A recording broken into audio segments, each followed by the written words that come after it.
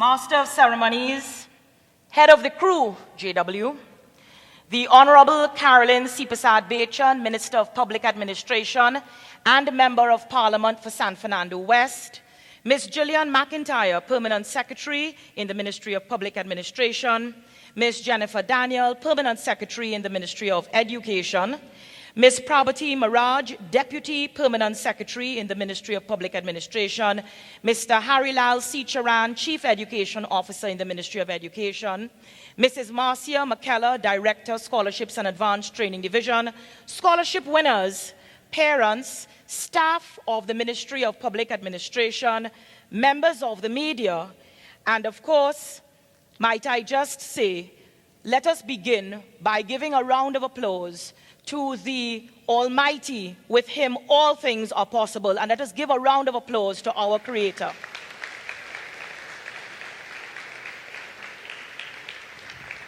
Scholarship winners, let me start off by saying that this little technology you see here with the earpiece and so, I am no Miley Cyrus, I can't twerk. I am no Marshall Montano, I am not here to win any award. And because now I am a judge, there are certain things that I am constrained to stay away from. Thus, I am jacketed. Around this time every morning, I sit in the 3rd Criminal Court, and I hear attorneys at law. Any scholarship winners going on to do law? Yay! Give the future lawyers a round of applause. Yay! Scholarship winners who are not going on to do law, raise your hands. That should be everybody else. If not, something is wrong. Let's give them a round of applause. Yay! Every morning, I sit in the 3rd Criminal Court in San Fernando. And around this time, I would be hearing attorneys presenting their cases. Well, this morning, I recognize that I, with your collective minds, brilliant minds, that I am in an arena in which there is great intelligence. And therefore, I am very humbled. And instead of today sitting as a judge, I stand before you as an advocate. A strong advocate in which I am saying, give back to Trinidad and Tobago. Trinidad and Tobago can afford to educate its young people, but we cannot afford to lose our educated people. And I ask all you scholarship winners here today to raise your hands and promise that when you have finished your studies, you are coming back to Trinidad and Tobago. Raise your hands. Would the IT please make sure you all are taking pictures? Because visual identification is admissible in the criminal courts. Zoom in accordingly. Make sure all of us on one hand going like this now. Put your hands down. Scholarship winners, let me tell you, don't worry to look at your clock. I already clocking myself. And I have a young man here who has come with me, and he is my clock. He will raise his hand when it's time for me to stop. And Ricky, I will give you the instruction when it is for you to raise your hand, so don't panic. And let me tell you something straight. You are at your most vulnerable moment now. Oh, how Gillian Lucky could say that. We win scholarship, we work hard, you know. She ever win a scholarship? She know what it's like. But let me tell you all, put your mind at ease so you don't wait for later down in my presentation. I never won a national scholarship. Oh, so then why we have to listen to you? I'll tell you why. Form 4, I crossed the stage, got all the prizes. Form 5, I crossed the stage, got all the prizes. I was the top CXC student in those days. You still had GCE. Lower 6 got all the prizes, Phys Chem Math, GP. And in upper 6, got not a prize, got not a scholarship. Why? Because I was odd. What does odd mean? ODD? Otherwise dotishly distracted. Right? So if you're using that, and Minister, if you're defying the odds, just remember I'm copywriting it. Ricky, make a note. ODD, otherwise dotishly distracted. So I never got a scholar. But I never let that keep me back. Because in my days and in Minister's days, Minister, I'm not giving away your age. I am 48. Minister is younger than me. At least she looks younger than me. And in my days, they gave only 50 scholarships.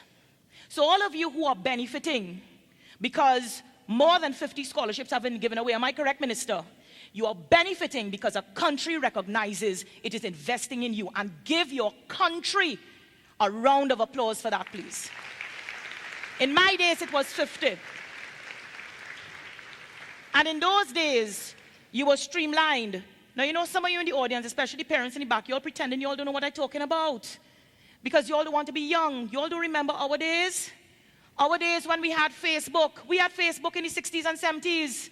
To get a good education, you had to be Facebook. Put your face in the book. Facebook. Come on. In our days, well, these young people don't even know about superheroes. The other day I said to my young nephews, you know, in our days, Superman used to have to go and change his clothes in a telephone booth. They don't know what a telephone booth is. And I tell them, yes, we had iPhone. It was my phone, iPhone. So we had iPhone too. And call waiting just meant that you only had one line, so you had to wait. We had one channel. It was channel 2. And if you're in Tobago, channel 13. So all you pretend all you don't know. The reality is this. In our days, we only had 50 scholarships, and they used to streamline. You had it in languages, modern studies, and sciences. Not so, Minister. You got open scholars, 3, and then you had the additional scholars. And my sister won an additional scholarship. It was tough in those days. Look what you are getting now. To whom much is given, much is, and a lot is expected of you. No prizes for getting it right, but thanks for that. To whom much is given, much is expected. And the reason I say you're vulnerable is when you win a scholarship, I don't care what you tell me. You feel happy. You all feel happy? You don't feel happy. Okay, you already got taped. You're going to be going in courtrooms if you don't come back and serve Trinidad and Tobago. That's for another place. Are you happy you won a scholarship? Are you thankful? Do you recognize that you are in a special category, scholarship winner? That is something nobody could take away from you. From now till doomsday, they can't take it away. When you're a scholarship winner, though, you run a real risk. And you know what the real risk you run is? You run the risk of becoming arrogant. All of them step back now. How she could tell me that? How she could stand up there? The odd, otherwise, dotishly distracted person telling me I could get arrogant. You can. And for those of you, anybody like Star Wars? Yay! Anybody knows the name of the new Star Wars, December 18, 2015? I already got my ticket. What is it? Going once. You're not a true Star Wars fan. You're balling your Star Wars scholarship winner. You don't know the name. The Force Awakens. Yay! We didn't know it. You see, so we start off by saying, those who been on her, because she was giving me support. I'm just showing you scholarship winners. Just nod with me. You don't know everything, correct? The Force Awakens. In Star Wars, and for those of you who like Star Wars, Luke Skywalker, remember the first Star Wars, not the little trilogy you all know, the real one, A New Hope. They had just gotten a big award from Princess Leia. They had saved the whole galaxy from Darth Vader and the Empire. And in the sequel, The Empire Strikes Back, they recognized that their job only just begun. And Luke Skywalker had to go and find his mentor. So there he was with medals, he had done well, he was a general now. But he was only now learning about the Force. And when he goes to Dagobah to meet this great mentor called Yoda, he gets irritated with a 2.5-foot green puppet who's annoying him. I came here to see Yoda, not you. Not learning that the man he's supposed to be learning from is the very who, Yoda. And that's where you get the phrase, size matters not. Because what Luke Skywalker had to understand is though he had just attained greatness, there was so much more he had to learn. The simple point is this. The time, or if ever you feel you know everything, that is one thing less that you know. You want to hear it again? From the time you feel you know everything, that is one thing less that you know. And if you use it, that's also copyrighted if you don't mind.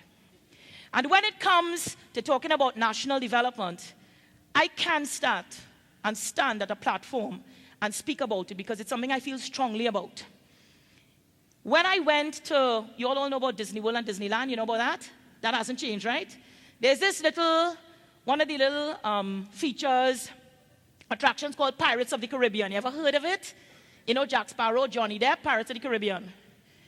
And in the 1970s, there was this man playing a steel pan. And when we were in the line, long snake line, he was saying the steel pan came from Bahamas. Now, this is in Orlando, Florida, Disney World. So I, as a very young child, went up to him and said, that steel pan is not from Bahamas. It's from Trinidad and Tobago. Everybody in my family was upset because, of course, now they had to follow me out of the line. The band decided to continue playing. It's a true story. He continued playing. Well, it's from the Bahamas, you know, it's from the Bahamas. I said, no, sir. That is from Trinidad and Tobago. By which time Mickey Mouse, Minnie Mouse, everybody moving aside now. And the person who was making sure the line was moving came and said, you need to go back in the line. I say, no, you need to get it right. This man is saying wrong things. This steel pan is from Trinidad and Tobago. Good news, they made the correction. Bad news, me and the family never got a chance to see the attraction because they asked us to go elsewhere. The point I make to you is, that is how passionate I feel about my Trinidad and Tobago. And as I get older, and we all get older, we are depending on you. Hey, again, a round of applause for that. Yeah, yeah. Pick it up, pick it up. Pick it up, pick it up. The simple point I'm making to you all is this. Have a passion for your country. Nobody can inject it in you. You have to love your country. I'm not saying you have to go as far as I did. You don't have to go and tell people when you're in the Faculty of Law in Barbados, when the Bajans wanted to say Calypso was invented in Barbados. I had to explain to them that came from Trinidad and... Okay, so I wasn't the most popular university student, but say what? Point made. Hold on to what is yours. And that is why I want to especially commend all you scholarship winners, but especially the President Medal winners, Sandeep Maharaj and Salil Baldev Singh. Could we give them a round of applause? And I'll tell you why.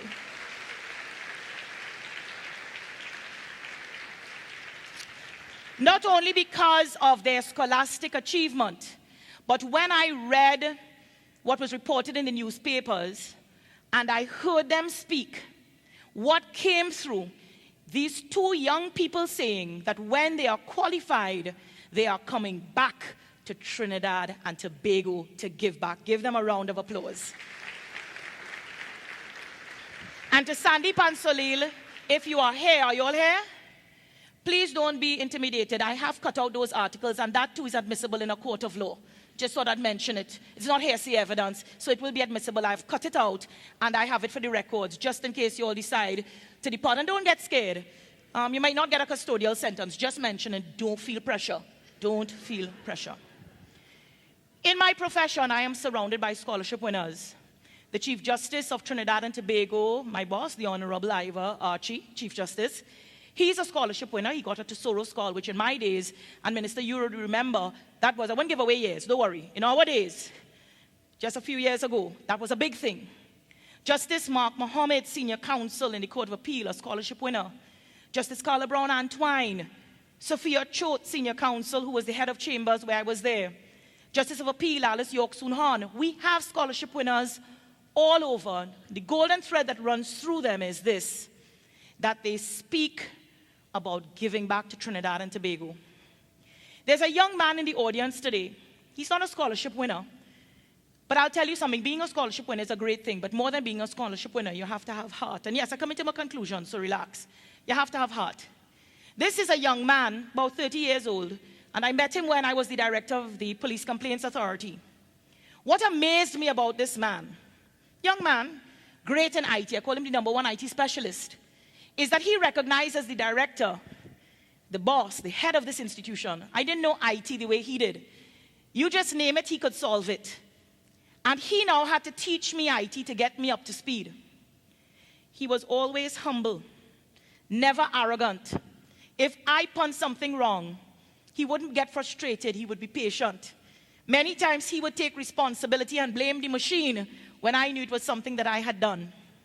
The point I make is, you are scholarship winners, but do not forget the level of compassion. The Desiderata says, amongst other things, listen to the dull and the ignorant, for they too have their story. Please do not go and tell people, yes, I'll listen to you because you know you're dull and you're ignorant and you have a story. Listen to people. The Desiderata tells us, do not compare ourselves to others. Why? You'll become bitter and vain. Why? Because they'll always be greater and lesser than you. And to this young man who will be married next year, he said to me, when he gets married, his fiancée is studying medicine. And he says, he's going to go away and she wants to study. And I said to him, whatever you do and wherever you go, please promise me you will come back home. Because when you go away and you get exposed to everything there, I know life would be great. But remember to come back home. And that young man has asked me not to call his name, so I will not tell you that his name is Ricky and he's an IT specialist. A round of applause for Ricky, please.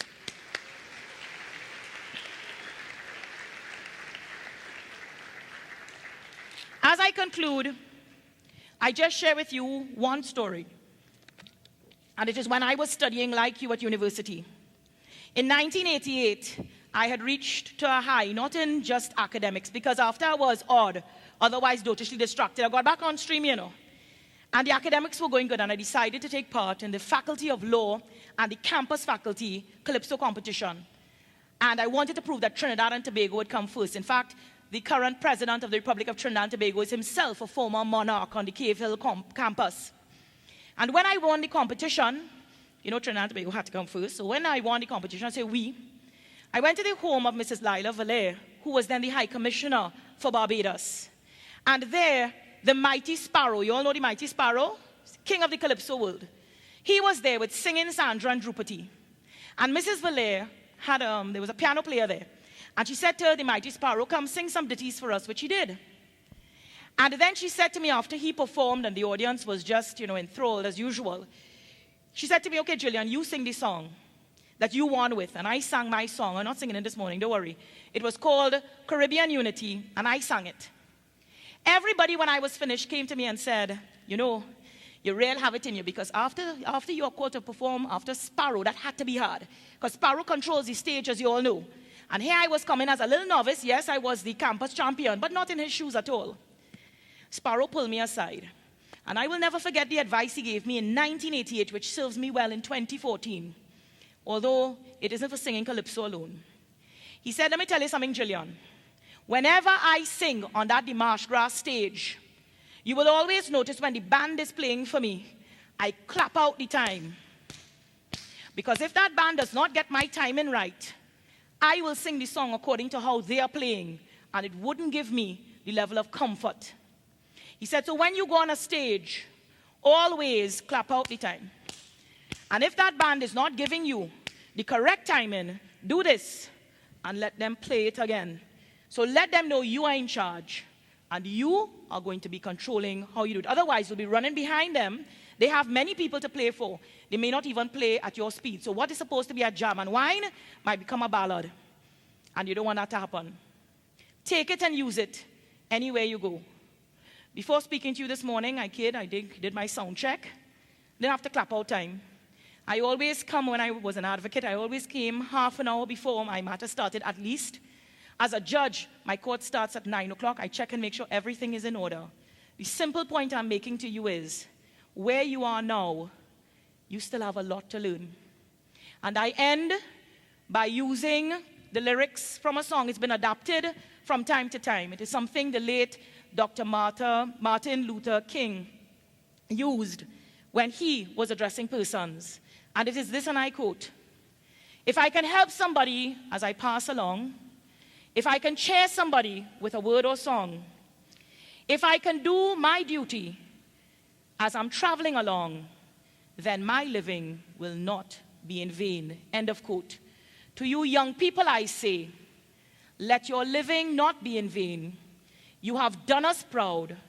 Your parents, guardians, teachers have supported you. Your country has invested in you. Come back and give to Trinidad and Tobago. I thank you.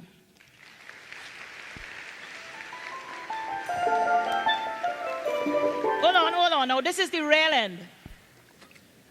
Oh, don't laugh. It's just like sequels. You never went to a movie and they give you 3 different ends? So if you don't like the first one, you like the second one or the third. You never went to that? Now, you have to answer back. And a round of applause to the parents and guardians, please.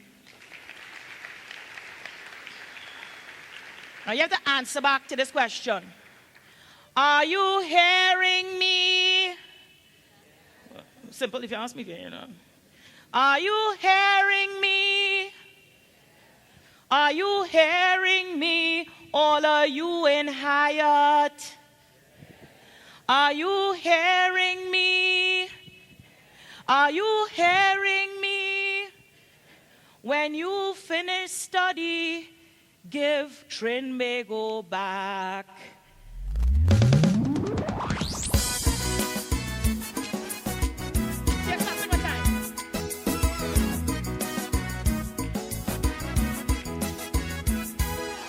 We know you young and excited. You've excelled in all your studies. paid off. You're enrolled in the best universities. And as you keep on climbing, don't forget sacrifice. All who kept you going with their words of advice. And when you reach the top, give Trinbago. Cause we need the brains like you to get our country through all the trials and the tribulations we face. God has his master plan.